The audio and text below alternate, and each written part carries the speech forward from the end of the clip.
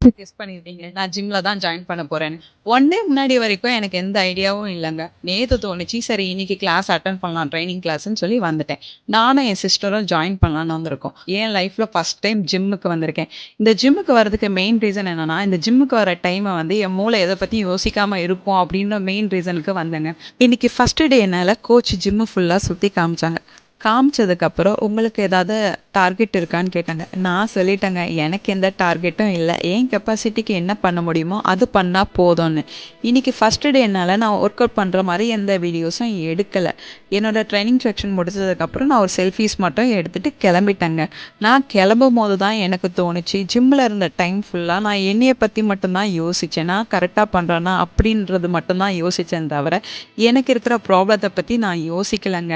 எனக்கு என் சிஸ்டரோட வந்தது எனக்கு ரொம்ப சந்தோஷமா இருந்தது. ஸோ இந்த மாரி ஒரு டைம்க்காக தான் நான் வெயிட் பண்ணிட்டு இருந்தேன். ஸோ என் மூளை இத பத்தி யோசிக்கக்கூடாது. என்னைய பத்தி மட்டும் யோசிச்சா போதும்ன்னு. எனக்கு இது கரெக்ட்டா இருக்கும்னு தோணுது. கன்டின்யூ பண்ணலான்னு தோணுது.